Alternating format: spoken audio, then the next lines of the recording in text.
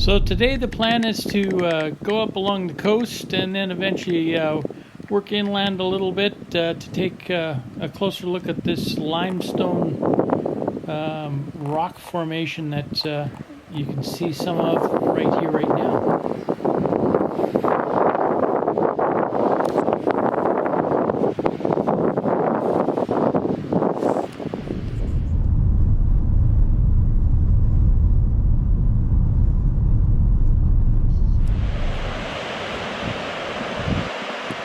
So we got some pretty hardy souls swimming out in that water. I'm not sure I'd get out there. It's a little bit cold for me.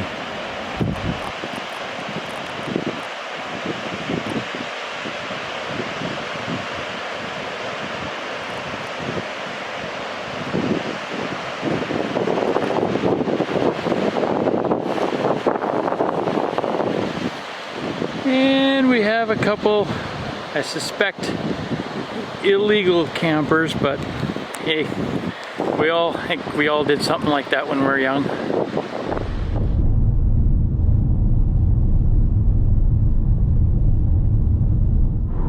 So we're going up a hill they call Corkscrew Hill. So this should be interesting. Indicates that there's several switchbacks.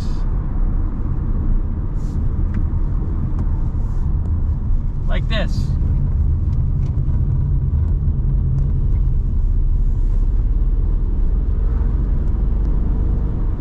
What really makes it interesting is when there's a bus coming around the corner.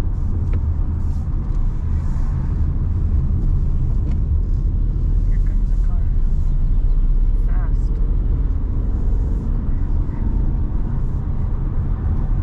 Fast. The Mini was coming fast because he's small.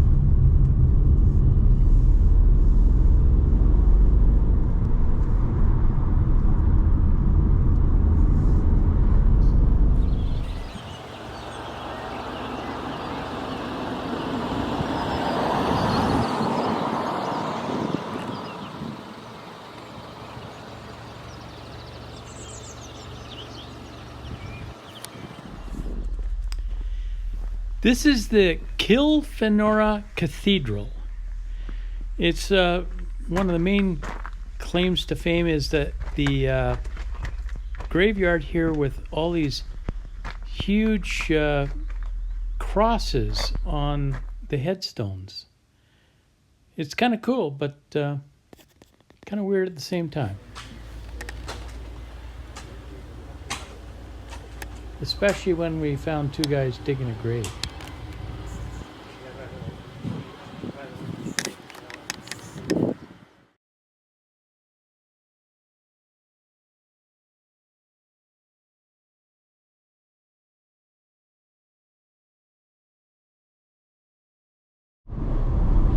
So we're driving along down the road and Barb says, I think there's a ring fort up here, just up around the corner.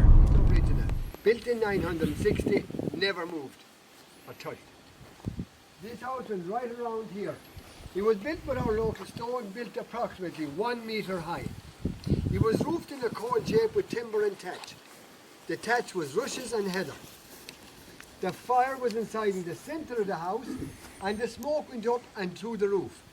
So if you were outside looking in at this, you'd actually think the house was on fire. But as they were doing this, they were hanging meat and fish in the roof, and that was being smoked. These here are some of the artifacts from this time. Come on in, the door is open.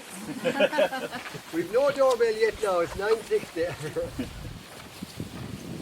This here is the hair comb, it's made from animal bone.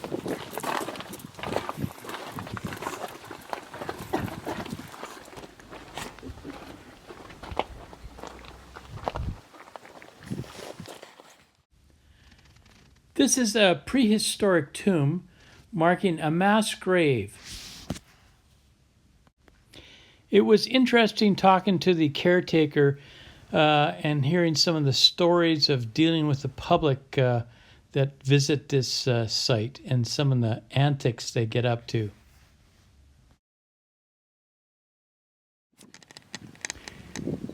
These are a couple of the larger exposed rock areas of the burn They're quite extensive and large, but just to give you a tip of the iceberg of how much of this limestone area is in Ireland. The primary cause of the exposed limestone is the excessive deforestation years and years ago for shipbuilding, and then the heavy rains here just washed all the topsoil off the stone.